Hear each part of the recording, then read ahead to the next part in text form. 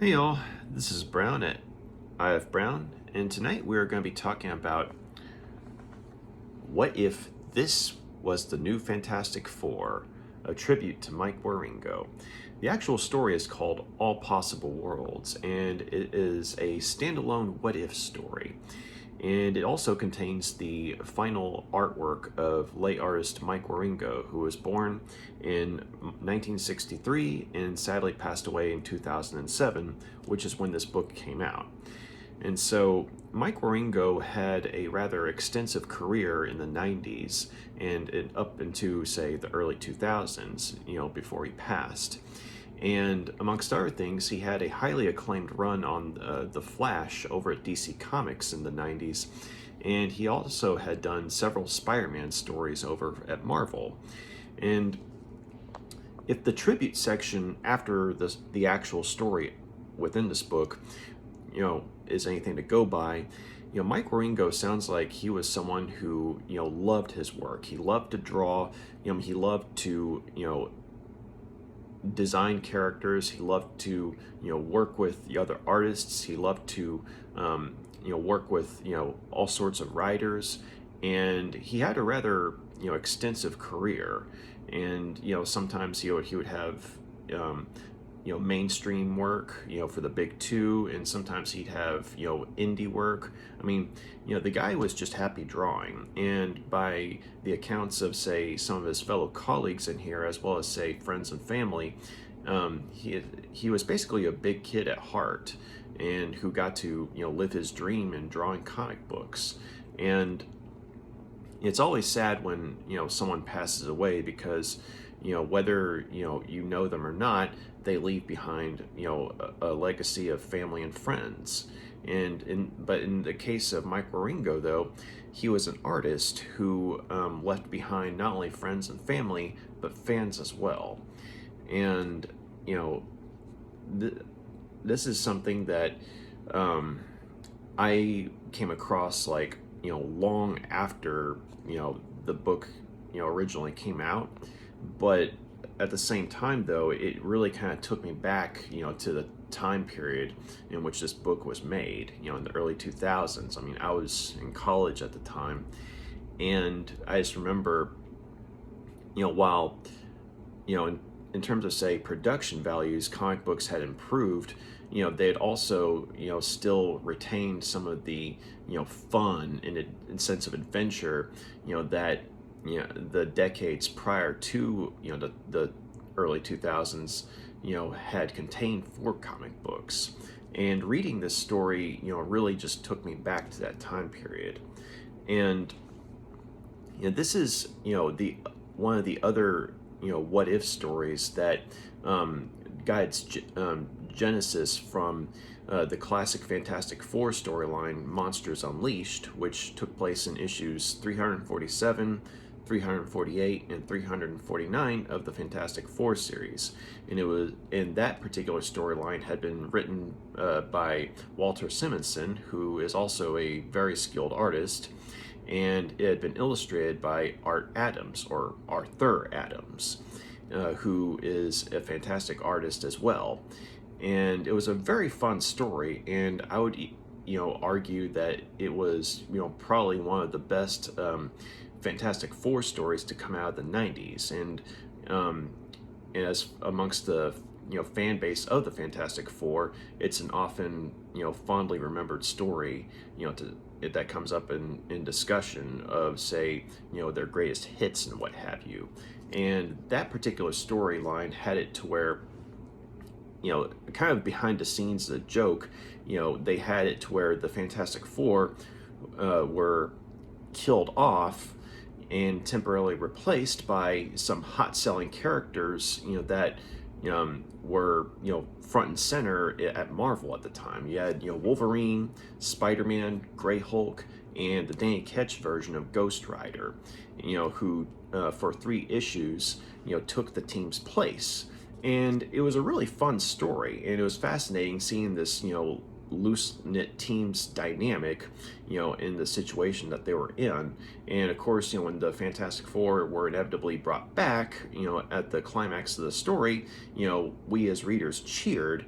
But at the same time, the idea of these four characters, who were so different from the original Fantastic Four and were arguably not very well known to be team players, the idea of them, serving as a team, was too fascinating to not come back to. And so, this new Fantastic Four turned up a few times into pages of the series What If? And the first time that it was done, excuse me, was in issue 78 of What If, in which we had a sort of a fun but nonetheless deconstructive take on how such a gathering would go down in the reality of the Marvel Universe. And basically had a story wherein the Fantastic Four, or this new Fantastic Four, had some early success, but the long-term stability that the original Fantastic Four had was missing for this team. And so, by the story's end, the team disbands. But on the other hand, in this story, which, as I may have mentioned, was called All Possible Worlds, we have a more optimistic take on the same scenario of what if this version of the Fantastic Four had stayed together. Now, there are some changes in terms of, say, what happened in, say, in the original Fantastic Four story versus, what happened, what transpires in this What If story. And you could tell that the creative team definitely took some inspiration from the aforementioned What If story, that was the first time that the idea of this new Fantastic Four staying together was broached. But at the same time, it manages to stand well on its own as its own individual story. While you can definitely see the influence of other works, such as, of course, the original Fantastic Four story, as well as the previous What If story, they do manage to make it to where it's like, you see the dynamic of the team as how you remember them, but you also see them actually grow as a team. And so, as I said, it's a more optimistic take on the same situation. But back to the artist Mike Wieringo. This particular What If story contains the last artwork of Mike Wieringo, which, amongst other things, you have the cover here, which is but one of the covers that was used for this issue, or for the story, I should say. And Mike Wieringo ended up doing 7 pages before, unfortunately, passing away. And so Jeff Parker, the writer of the story, worked with several other artists who each took a page or 2 or 3 even, and basically all these pages, all this artwork by these artists that pitched in to help out, combined to complete the story. And so not only do you have within this book the final artwork of Mike Wieringo, you also have the testimony of say the love and admiration that a lot of his colleagues had for him, in the sense that they pitched in to complete what was his final story. And so one of the things that they talk about at the beginning of the book is that while basically everyone looks like they did in the original Fantastic Four story, Mike Wieringo had accidentally drawn the human form of Ghost Rider as Johnny Blaze, as opposed to Danny Ketch, which is how it was supposed to have gone originally, because Danny Ketch was Ghost Rider at the time.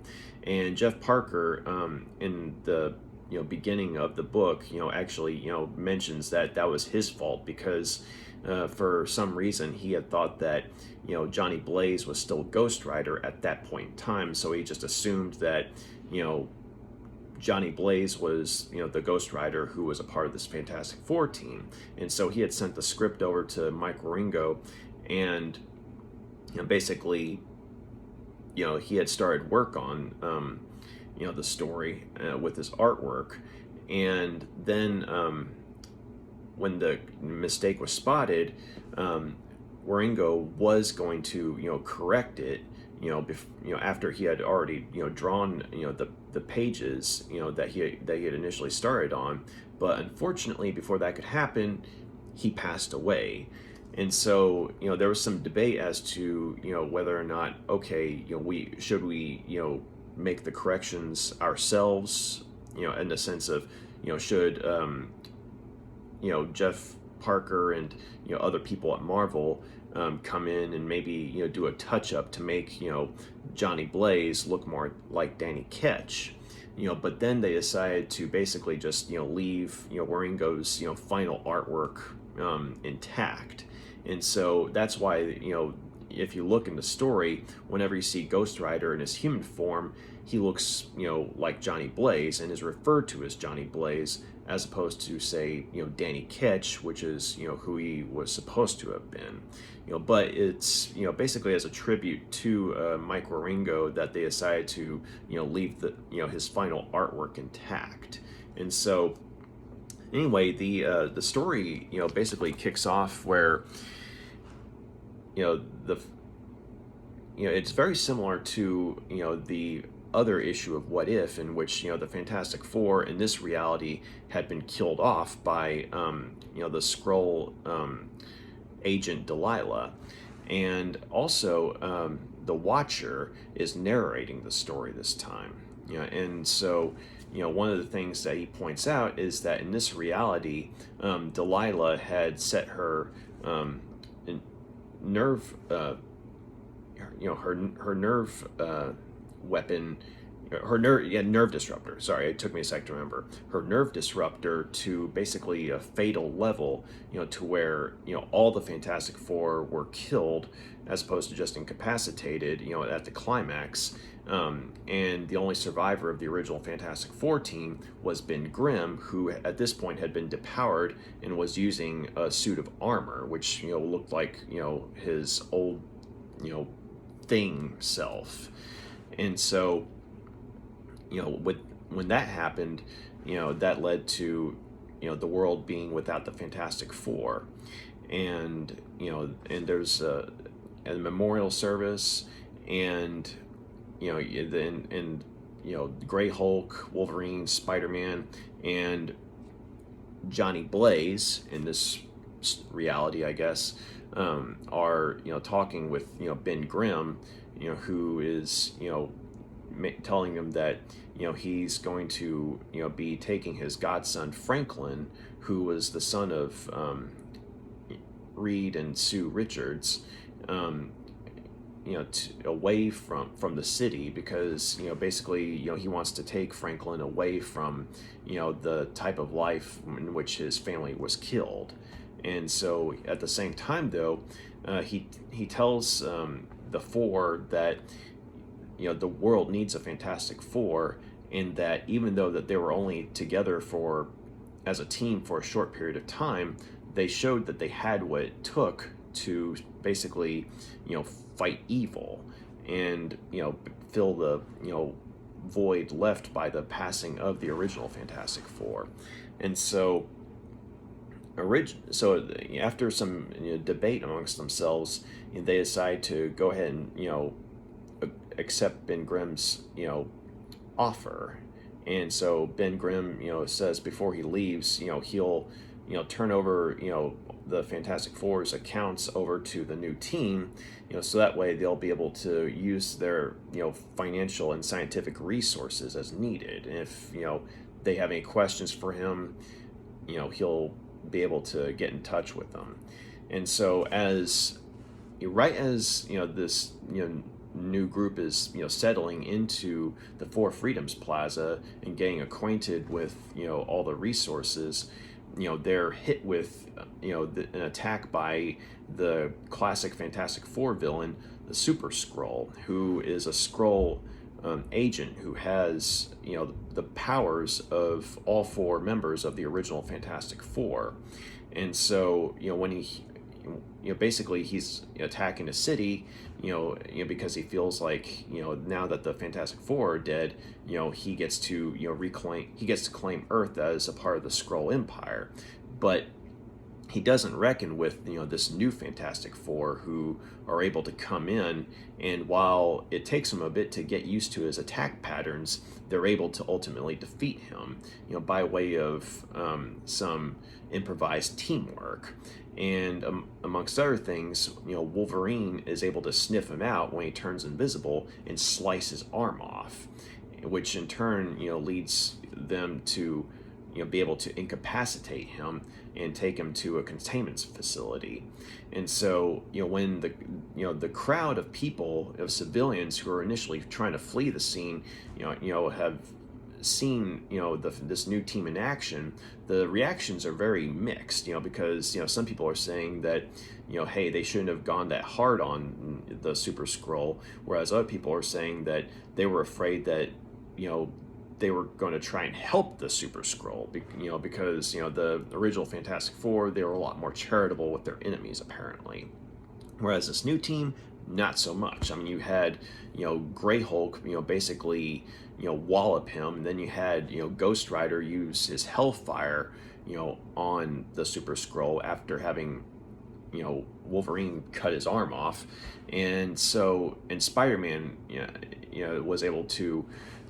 Spider-Man was not of much use in this fight, other than say being able to use his webbing to distract him. But the point is, this villain was basically mauled by the new Fantastic Four, and so right away, you've got the press, going after them, saying that basically they're just as dangerous as the criminals they're going after, and even criminals don't deserve this kind of brutality. Never mind the fact that the Super Skrull caused all sorts of damage and may have possibly killed some people in his rampage.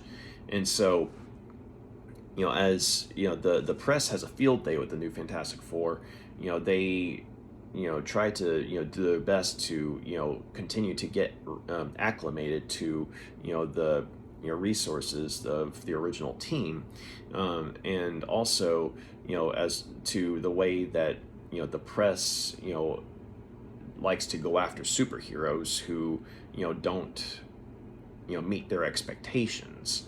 And so soon after this encounter, another Fantastic Four enemy makes his way into their headquarters by way of a portal. Blastar, who was a villain that the Fantastic Four faced in the Negative Zone. And so basically he attacks the team after having learned that the Fantastic Four were dead, and he doesn't know exactly how he's able to come into our reality, or our dimension, I should say. But all he knows is that a portal opened up, and it let him into our dimension, and right at the doorstep of the new Fantastic Four. And so basically he starts a fight with them, and once again we have all sorts of high amounts of property damage, and civilians trying to evacuate and what have you. But the new Fantastic Four are able to actually cohesively function as a team despite the chaos that's caused during this fight, and they're able to wear Blastar down to where his physical strength is weakening, but he himself points out that while his body is weakened, his cosmic power is as strong as ever, and he only needs a little bit of it to destroy this new Fantastic Four. And it's at that point that Grey Hulk, of all people, finds a creative solution to preventing Blastar from, using his cosmic power. Basically he pulls a wrestling move on him, to where he comes up behind Blastar and grabs Blastar's hands that are charging up, and forces Blastar to aim his own hands at his own head, and to where if Blastar fires off his cosmic power, he'll just fry himself. And so Blastar is forced to relent, or at the very least he's forced to hold off on using his cosmic power. And at that point, he's too weakened to throw Grey Hulk off. And so Ghost Rider, he tells Grey Hulk to keep holding him while he uses his penance stare on Blastar. And with that, Blastar's defeated, because other dimensional conqueror or no, just about anyone who's hit with Ghost Rider's penance stare is hit with basically all the pain and misery that they've inflicted on other people. And so Blastar has quite a trail left to his name, full of misery. And so once he's hit with the penance stare, he's basically rendered catatonic. And so once again, the press has a field day, saying that, this new Fantastic Four, was just as, chaotic as the villain that they were fighting, in a sense that, there's all this property damage and what have you. But they themselves, as in the Fantastic Four, this new Fantastic Four, realizes that, hey, there's something to, this whole team thing after all, because, they actually functioned as a team. And they had genuine strategy as well. And so, as they're grudgingly becoming accepted as the new Fantastic Four by the public, someone else is watching events from afar, namely Dr. Doom over in his home in Latveria.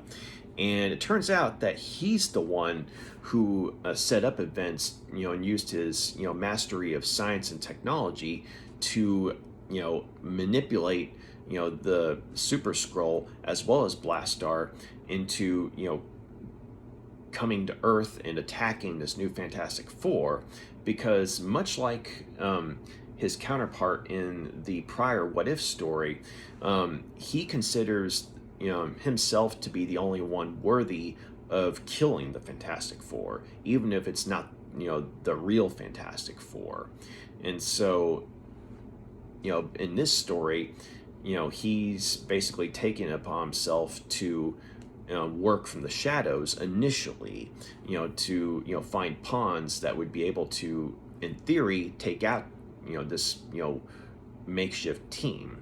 But they beat the odds both times. The first time it was kind of like improvisation, but this time though, the second time, it was like they actually had genuine skills and strategy that they were able to utilize as a team against an overwhelming foe. And so with that, Doom's furious, and basically saying that his next effort will have to be even more audacious and what have you. But it turns out he's not alone, and there's a demonic voice that's telling him that science has failed him, as he told Doom that it would.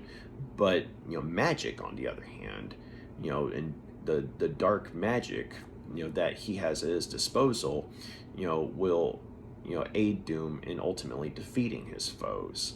And so basically he's telling Doom that he knows what he has to do, whoever this voice is.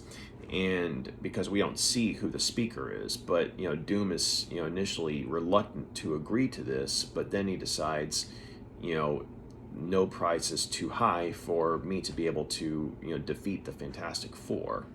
And so some time passes, and this new team has gotten better at basically serving the public, and as well as being a group of genuine heroes, as opposed to, say, mostly anti-heroes, with the exception of Spider-Man, because he's actually a hero. But amongst other things, they figured out how Reed Richards' unstable molecule devices worked, in the sense that they were able to use them to, create, team uniforms. And so, you know, the story picks up a little bit, later on, where Peter Parker and Johnny Blaze are at a cafe, an outdoor cafe, and basically just talking about the turn of events and what have you, and how the public, it's like they can't seem to make up their mind. One minute they hate the Fantastic Four, and one minute they love them, and Peter Parker's telling Johnny Blaze about how before he joined the Fantastic Four, he remembers that whenever he was Spider-Man, he would always hear people saying what a menace he was and how much they hated him, mainly because the Daily Bugle, as spearheaded by J. Jonah Jameson, always went after him. But he said that every now and then, when he was just Peter Parker, he'd be walking along and he'd see some little kids playing superhero games and pretend to be Spider-Man. And so he knew that some people saw him as the good person that he was. Some people saw him for the hero he was trying to be. And so, but on the other hand, Johnny Blaze is pointing out that, he hopes and prays that no one tries to imitate him, especially a little kid, because he said that, with his basically hellish backstory, if anyone tried to imitate him or to emulate him, then the group would be run out of town, because he has enemies that he still is questioning the wisdom of being a part of this team, because some of his enemies are genuinely demonic in nature, and basically their aims would spell damnation for the Fantastic Four as well as the world around them. But at the same time, they've gone up against would-be world conquerors and come out on top. And so, but at this point though, they get hit by a sneak attack from Sandman, of all people. And so while Spider-Man is going up against his old foe, Johnny Blaze turns into Ghost Rider and uses his Hellfire to light a signal. He basically sends this number 4 into the sky, completely composed of Hellfire, and that's the signal for basically, hey, this is an emergency, all hands on deck. And so Grey Hulk and Wolverine are working out in this new gymnasium that they've got going in the Fantastic Four's headquarters, when they see the signal from the window of the part of the building they're in. And so they take this sky car, which is the exact same sky car that was used in the original Fantastic Four story, the Monsters Unleashed, and they follow the trail of destruction, and they see this giant tornado made up of sand. And so they're basically like, okay, we're guessing that that's where the danger is.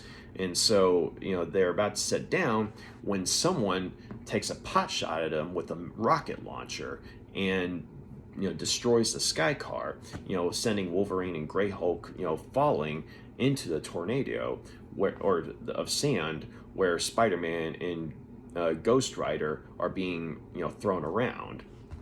And one of the things that Spider-Man noticed before Sandman turned himself into a sand tornado was that he started to exhibit a rather ominous set of glowing red eyes. And so Spider-Man's like, that's not something that Sandman usually has. What's going on here? And so, but before he could figure out what's going on, that's when he and Ghost Rider were basically swept up in the sand tornado, and then soon enough joined by their teammates Wolverine and Grey Hulk. And Sandman, in this tornado form, drops them in this park, and as they're recovering, they're met with a set of familiar faces that have been demonically altered, namely Sandman, Venom, Sabretooth, and Abomination. And all four are, very dangerous foes of, these individual, heroes. But at the same time, I mean, at some point or another, they've, been, foes of, either Hulk or, Wolverine or Spider-Man, and to some extent even Ghost Rider. But at the same time, they've been demonically altered. Like, they have this pentagram on their heads, and, some of them even have horns. And so, they know that something's up with them, but, they join the fight, and initially, it kind of goes back and forth. 1 minute, this new, set of supervillains, or I should say, this demonically altered set of supervillains, is, basically, kicking the new Fantastic Four's, asses, collectively speaking. But then, they start to turn it around, so there's a bit of a 50-50. It could go either way, and for example, Ghost Rider actually seems to be, holding his own rather well, and, whereas, Grey Hulk and Spider-Man are doing, so against their own respective opponents. But Wolverine, on the other hand, is basically being, choked into unconsciousness by Sabretooth. But before Sabretooth can, choke him to death, he realizes that, something's wrong. Namely, his body's being devoured from the inside out by, the demonic energy that's powering him. And, sure enough, the same thing starts to happen to, the other foes. And it's, right in the middle of, the fight, basically they burn up from the inside out. And sure enough, the source of all this is revealed when Doctor Doom, manifests himself. And he's much larger than he normally is. Like, he's towering over the team. And he's admitting that he's the one who set all this up. And, he used his mastery of sorcery in order to demonically, enchant these, foes of, these individual heroes. And so, so he's basically explained to, them that, even though they're his pawns, they were unworthy of killing, this new team of the Fantastic Four. Like, he's the only one who has the right to do it. And so, after, these four enemies of the Fantastic Four have basically just been, disintegrated, from the inside out, Doom's basically, saying that he's going to kill them, now. But at this point, Ghost Rider, is able to pick up on the fact that, someone or something is, pulling Doom strings. Someone is the puppet master of the puppet master. And, basically, this, causes Mephisto, who is the source of the demonic voice that was talking to Doom, to manifest himself in Doom's body. And he's basically, admitting that, he got involved because, this new, group of the Fantastic Four, as, made up of, Spider-Man, Grey Hulk, Ghost Rider, and Wolverine, was something that wasn't supposed to happen in this reality. Like, this is something that was a fluke and has far-reaching consequences that, extend to Mephisto's realm. And Mephisto, for those of you who don't know, is basically, one of, the lords of hell, according to the Marvel Universe, or the Lord of Hell, depending on who you talk to. But, this unlikely gathering of heroes was going to pose enough of a, obstacle to the Lord of Hell in terms of their success in fighting evil and, protecting Earth. And so it was something that wasn't supposed to happen, and yet did happen. And so Mephisto, came to Doctor Doom, who was the only person who had the cunning and the technology and the skills and magic to possibly, defeat the Fantastic Four. But while, Doom, initially agreed to this. I mean, he agreed to basically sell his soul to Mephisto, just for the sake of taking out, the team. Um, he didn't, I mean, basically he was able to enjoy his moment of triumph, but only briefly before Mephisto took over. And so Mephisto, starts to assault the team with both, Doctor Doom's, technology within Doom's own armor, as well as, his own dark magic. And so, the team is nearly killed by Mephisto in this form of torture, before salvation comes from a rather unexpected source.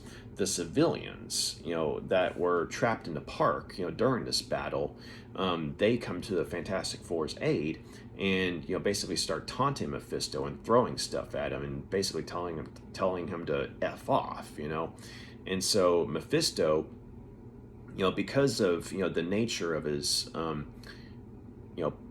bargain with Doctor Doom, the only people he is allowed to hurt in this reality or in this realm at this point in time are the Fantastic Four. He can't do anything to, the humans who are coming to their aid. And so with this distraction, Spider-Man is able to, save the day by way of using the very same neural disruptor that Delilah had used on the Fantastic Four and had killed them with, back, at the start of the story. And so, he uses his webbing to, get the disruptor, onto the neck of this, Mephisto and Doctor Doom hybrid, and it provides enough of a, neural shock, to where, Mephisto is basically, kicked out of Doom's body for a brief moment, and Doom is in control. And so, he's basically screaming at Doom, to kill the Fantastic Four. This is your moment. This is your destiny. Remember what we agreed on. And so, but Doom just stands there. And, in his final moments of, free will, he looks at the Fantastic Four and tells them, thank you. And then, he's basically consumed by Mephisto's hellfire from within. And, and basically, the fact that Mephisto, while he was kicked out of Doom's body in a sense of he was kicked out of, being in control of him due to this neural disruptor, he was still merged with Doom. And so when Doom's body was destroyed, Mephisto's, link to the mortal realm, in this instance, was destroyed as well. And, as Ghost Rider himself points out, physical death for a demon lord is something that can't be laughed off. And, I mean, Mephisto is more than likely going to be, is going to be sent back to his own realm, with this defeat, but he's not going to be able to come back to our realm anytime soon because, he was merged with Doom when, Doom basically, allowed himself to die. And so that's not something he's going to be able to walk off anytime soon. And so, as the group recovers, they're met with a joyful and grateful, crowd of people. And that's when they realize that, hey, you know what? We know we're heroes. We knew we were heroes, but now, the people of the world know that we're heroes.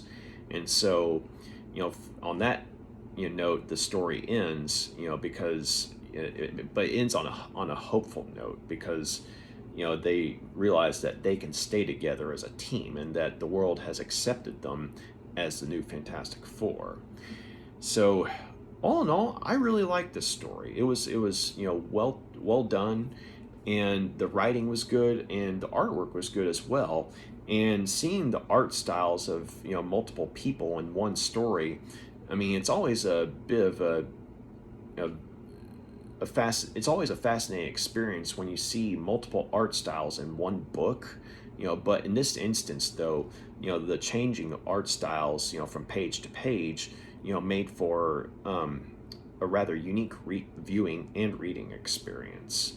And some of the art styles, were just they flowed well with the type of art style that Mike Wieringo had. But on the other hand, some of the art styles were very different. Not bad, but just different. But at the same time, it was cool to see different artists bring their stuff to the table, even if it was only for a page or two. And so some of the names that were involved in the story were familiar to me, and others weren't. But everyone brought their game to the table, even if it was just for a moment or so. But the fact is, we got this story complete, and it was definitely a nice tribute to Mike Wieringo, the fact that they had this gathering of artists to come together to help complete the story. But you also just had a good story as well, as written by Jeff Parker. And I like the fact that it took its cues from lore that had come before, whether it be in the Fantastic Four or in another issue of What If.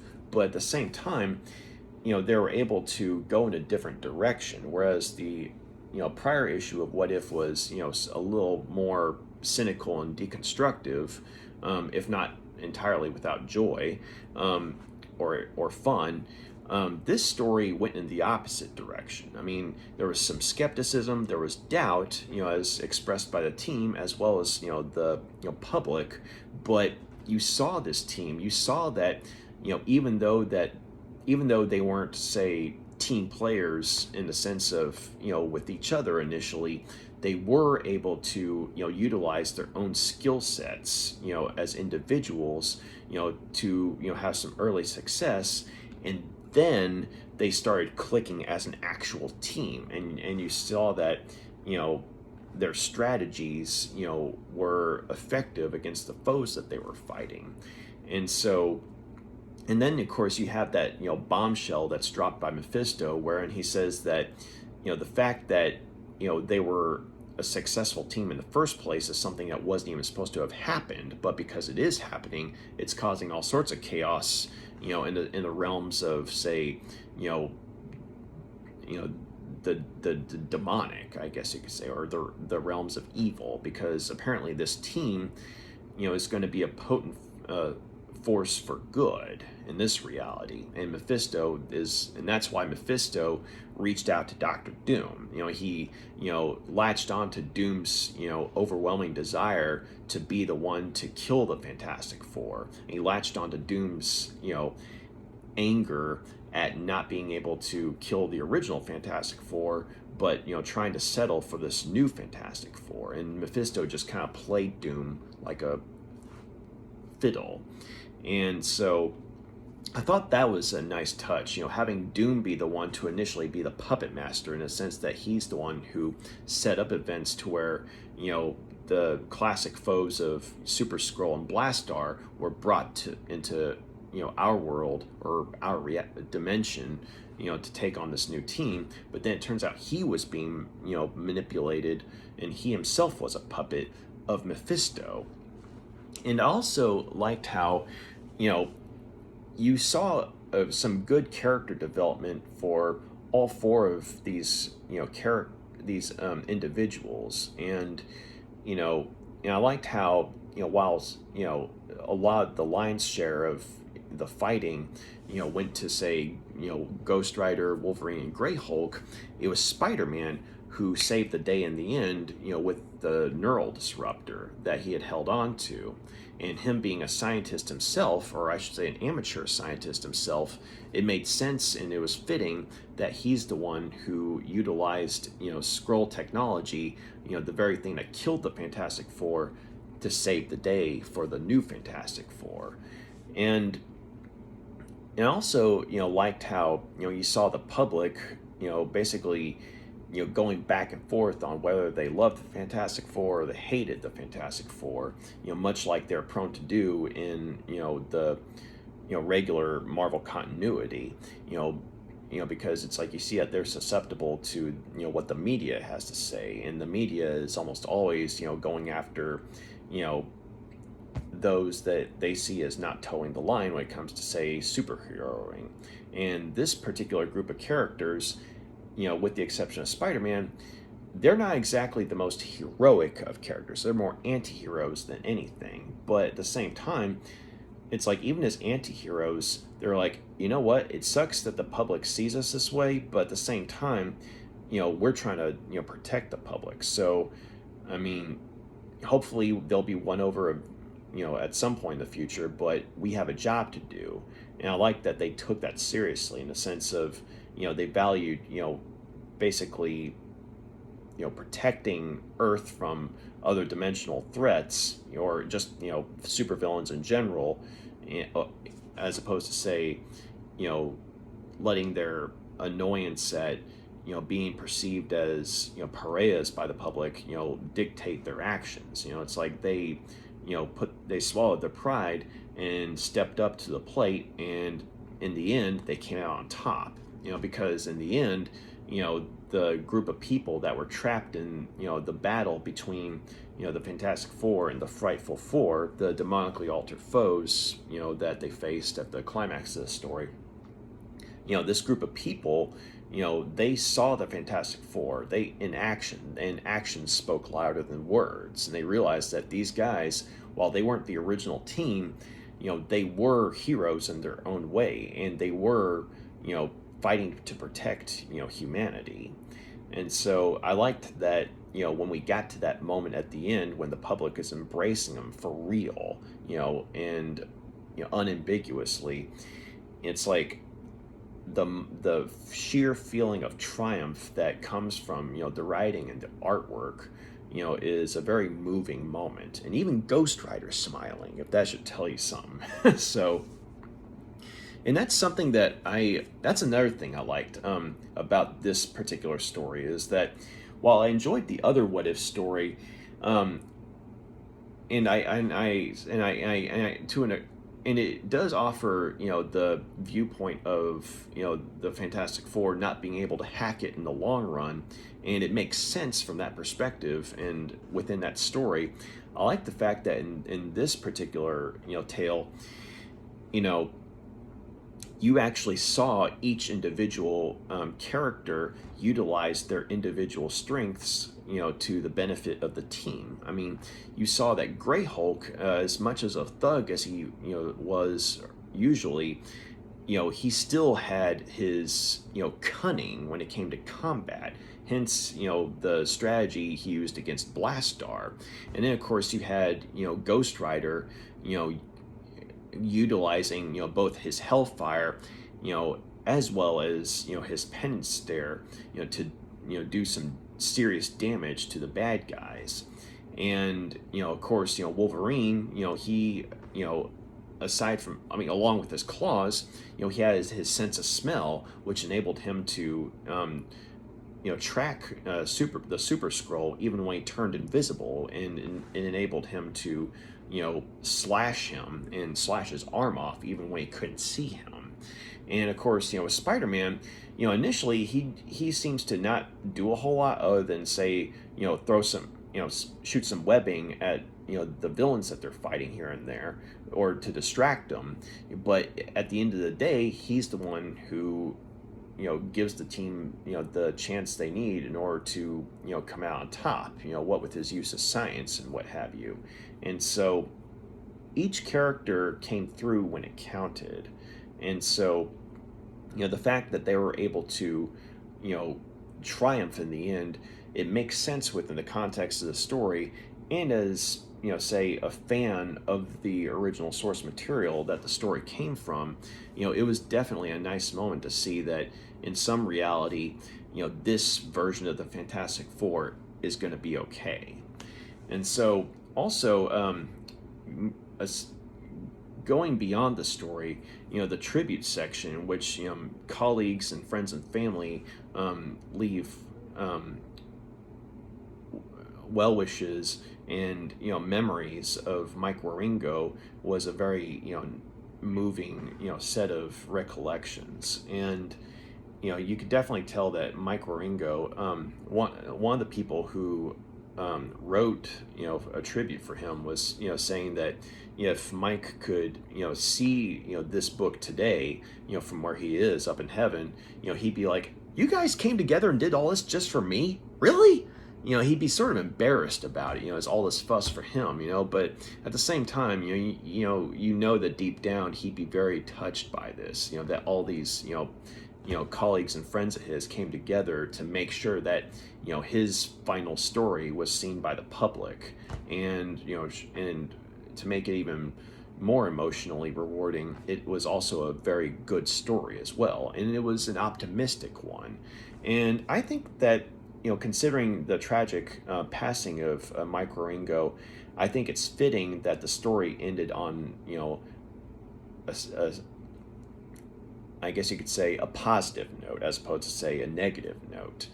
And so I'm going to go ahead and give All Possible Worlds 4 out of 5 stars. There's a part of me that wanted to give it 5 out of 5 stars, but I will say that there are some jarring moments in the sense of the change in art styles, and none of the artwork in the story is bad, but at the same time, when you have Mike Wieringo's art style, going to say, someone else who, is trying to do a similar style, and then going to someone else whose art style is totally different, that can be a bit jarring. And so, I mean, like I said, none of the artwork is bad, but sometimes it can be inconsistent in terms of style. And so, the other thing I think is that I understand why they decided to, keep this version of Ghost Rider as not only looking like Johnny Blaze, but actually being Johnny Blaze, when it comes to, say, the writing of the story, because, as they mentioned at the beginning of the book, that this was Mike Wieringo's final artwork, and they didn't want to alter it. They wanted to leave it intact to honor his memory. And I understand that, and it's a very nice gesture and a nice tribute to the guy. But it does create some moments that, if you have read the original story of the original Fantastic Four story, or say if you read Ghost Rider at the time, you know that Danny Ketch was the Ghost Rider at this point in time that the story was supposed to have taken place in. And so seeing Johnny Blaze in his spot without any sort of explanation was more than a little, confusing at times, because, I could argue that you could just, pretend that it's Danny Ketch, and he just happens to look like Johnny Blaze, and just kind of go with it.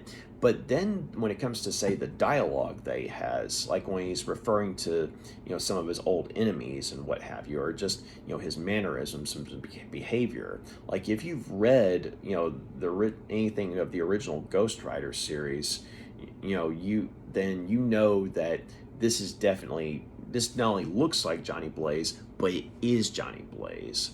And so it's kind of like, it's confusing in a different way, in the sense that that it should be Danny Ketch's Ghost Rider, and you understand why they kept him looking like, Johnny Blaze, but at the same time, within the context of the story, Johnny Blaze's presence doesn't make a whole lot of sense. And so, I think maybe if they had offered just maybe a panel or two, explaining how, Johnny Blaze is on this particular team, or in this reality, or, how he possesses the Danny Ketch set of, Ghost Rider powers instead of, the power set they had when he was Ghost Rider. I mean, I think that, the creative team could have done something like that. I mean, even, with having to improvise when it comes to, say, the sad passing of Mike Wieringo, I mean, maybe if Jeff Parker had just thrown in a little bit of an explanation as to say, I don't know, Danny Ketch was tragically killed, in this reality's version of his showdown with Blackout and Death Watch in the cemetery or something like that, and Johnny Blaze somehow came across the same motorcycle that Danny Ketch did in the junkyard, and then he ends up getting this new this new set of Ghost Rider powers or something like that. I mean, even if it had just been something like that, it would have been some form of explanation, and it wouldn't have been, say, out of place necessarily. Most original explanation, probably not, but it would have been something.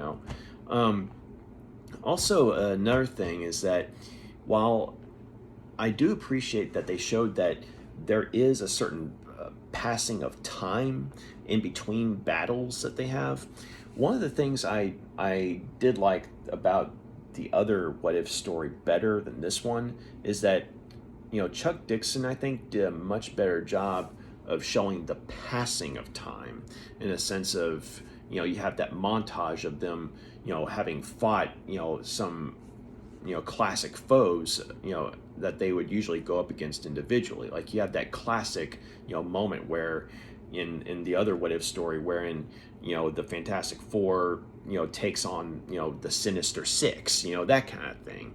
And also I think the framing device of Mary Jane writing in her diary, since she's living with Spider-Man in this with this since she's living with Peter Parker while he's a member of the team, and we get kind of an inside look as to what's going on. Whereas in this story, while we're aware of the passing of time, we don't know exactly how much time has passed, and it's just kind of vague, and we get the impression that not a lot has passed. Some, yes, but not a lot. And also I think the lack of Mary Jane's presence in this story, considering it was such a strong part of the other What If story, that was something I kind of missed in this one, because it added a lot of humanizing moments to that version of the Fantastic Four, whereas in this one her presence is definitely missed, because you have Spider-Man mostly just being Spider-Man, and the only time you see him as Peter Parker is when he's talking with Johnny Blaze at that outdoor cafe, and that's a nice little moment for sure, and it's definitely a humanizing moment for both Peter Parker and Johnny Blaze. But at the same time, the human factor of Mary Jane giving us readers kind of a normal person's perspective on the whole thing was something I definitely missed. But I mean, other than that though, I mean, that's not to say that that made the story bad or anything. It's just that there were elements in the other What If story that I missed in this What If story, but nonetheless though, it's still a good story. And I do like how in this reality this new Fantastic Four gradually learned to work together as a team, and at the end decided to stay on as a team. So before I close up, I'm just going to show you all some of the artwork, just so you have an idea of the types of art styles that were there. And of course, first, old school Hellboy video game ad. Here's like kind of the opening tribute to Mike Wieringo right here. And here's the part where they explain about the mistake they made in terms of, making the human form of Ghost Rider looking like, Johnny Blaze instead of Danny Ketch. So this is page 1, and this is like one of the pages that Mike Wieringo was able to do. It's where the Super Scroll comes in.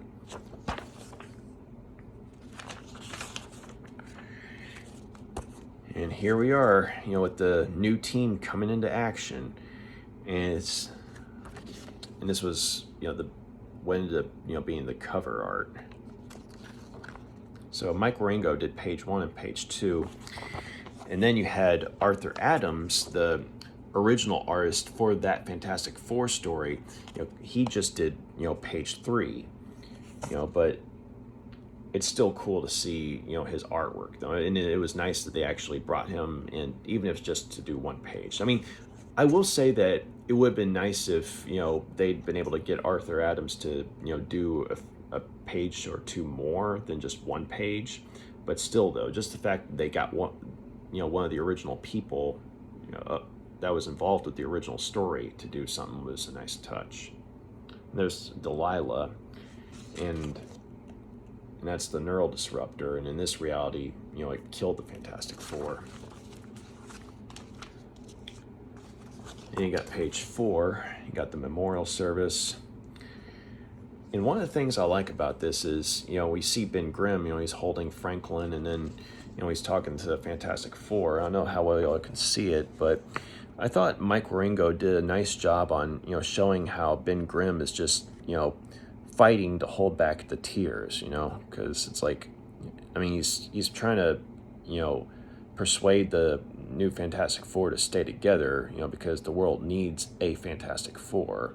And, but at the same time, he's also saying, I gotta get Franklin away from all this. I gotta get him away from the stuff that killed his family. But it's like, if you're actually holding this, book, and if you look at, this panel, you can actually see, the tears, starting to break through. So I thought that was like a nice little individual moment. Here's page 5, and this is where, you can definitely tell that, it's Johnny Blaze right there instead of Danny Ketch. Also, it was kind of funny seeing, Grey Hulk in a nice suit there.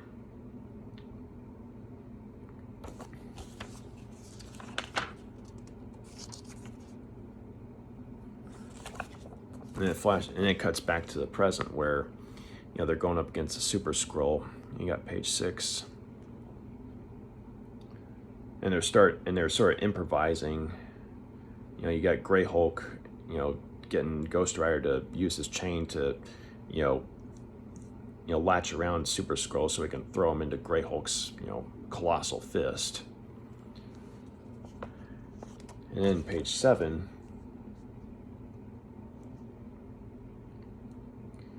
In Super Skrull, he turns invisible and starts throwing the team around, and that's when Wolverine's like, hey, I don't need to be able to see you in order to tag you.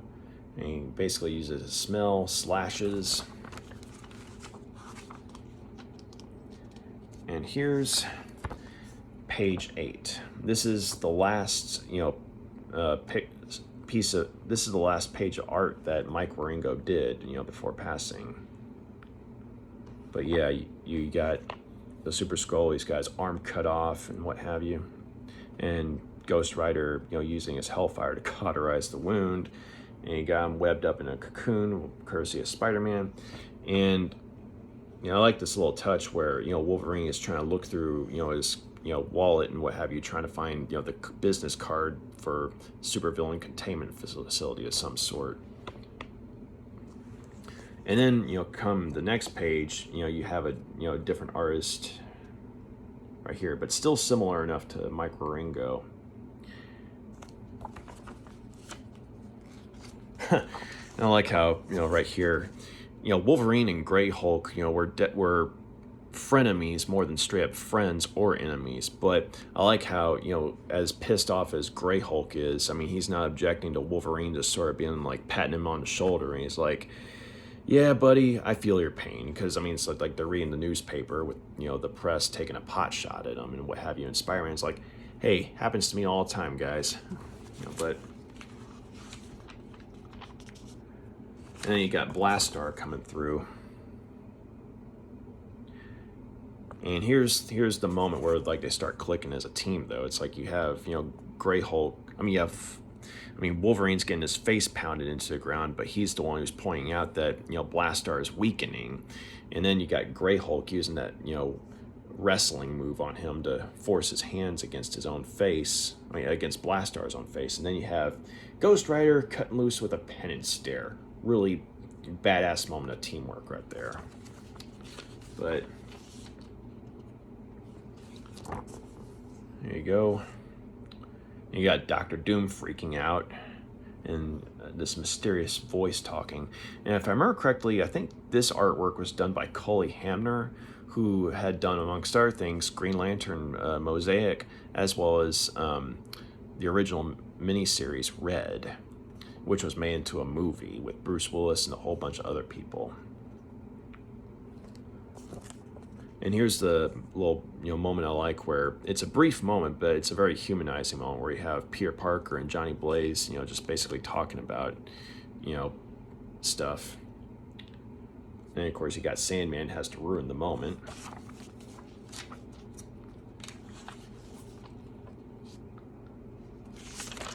And here's Ghost Rider, after Johnny Blaze has changed into Ghost Rider, he lights a signal with his own hellfire. There you go. There you see, the red eyes that Sandman has now. I like the sense of continuity that, this moment has. I mean, it sucks that the Sky Car gets taken out, just like that, but it's still cool that, the artist on this page, tapped into, some of the artwork, that was from the original story.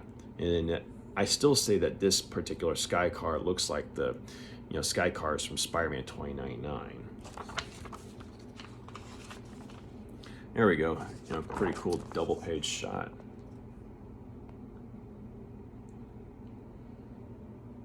You got Sabretooth, Abomination, Venom, and Sandman. And there you got the new Fantastic Four in some badass uniforms. With the exception of Grey Hulk, because he's Grey Hulk and doesn't wear a shirt.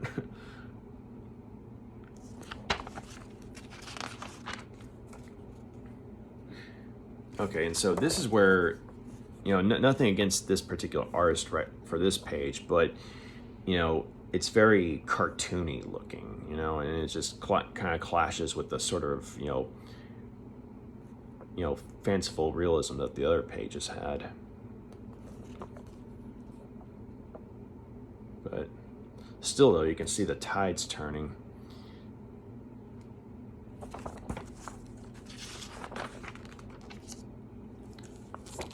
And then we get, some more. This is a curious style, I thought. The artwork was a little more abstract. But especially, on this page. There's Dr. Doom being revealed to be a puppet of Mephisto.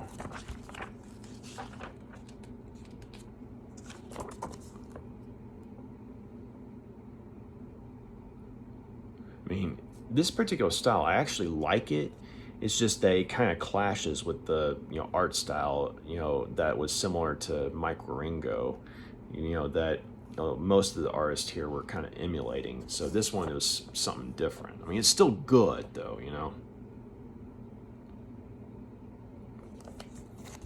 And there's Spider-Man saving the day, using his webbing to get the neural disruptor onto the Doom Mephisto hybrid on his neck. And I do like this page. Because you see, Mephisto, basically, being kicked out of, Doom's body, or he's still a part of Doom, but he's not in control. And for a brief moment, Doom is. And there he is thanking them, and before he's consumed from within by the hellfire. Last but not least, I like this page. Or I should say, this is another double page spread that I like. And this page, these two pages were illustrated by Barry Kitson, who is an artist that I really enjoy his work, because Amongst other things, he illustrated for Batman as well as Azrael over at DC Comics.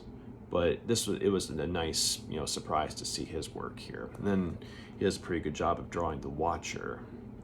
But if you look right here, you can see as I mentioned, you have Ghost Rider of all people actually smiling. This is like when the public is embracing them and everything. So there you go.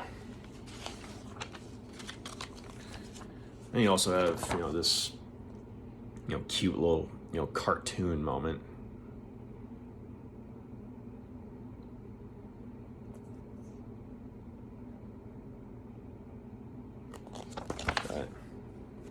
And this is the page that, shows, who did what, who came in on the pencils and inks and what have you.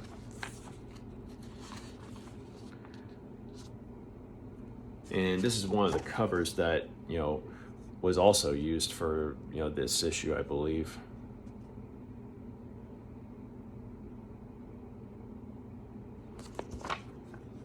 And then you got the tribute section.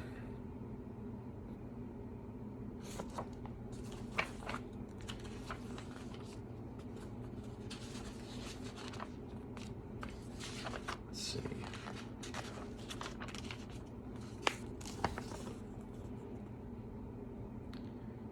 Most, like the other pages I was flipping through, it's like they showed, it was mostly just words and writing, what have you, but you got some artwork right here. I like this. It's nice little, it's nice pencil art, showing, Mike Wieringo, just, doing his thing, enjoying life, when he was still alive.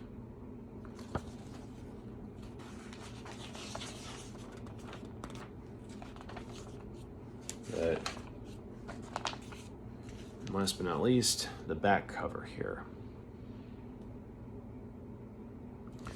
So yeah, this was, it was a good story, and it was a nice tribute to Mike Wieringo. So if you get a chance to, pick it up sometime, definitely check it out. It's worth it. And so even if you're not, wholly familiar with Mike Wieringo's, work, it's definitely, something where, you can tell that, a lot of people really loved the guy, or, were, cared about the guy, to where it's like they all chipped in to, help complete what ended up being his final story. And so, yeah, thank you for taking the time to check out my review. You got any questions, comments, let me know. And if you like what you see here, please feel free to like and subscribe. So, y'all take care. Good night. Bye.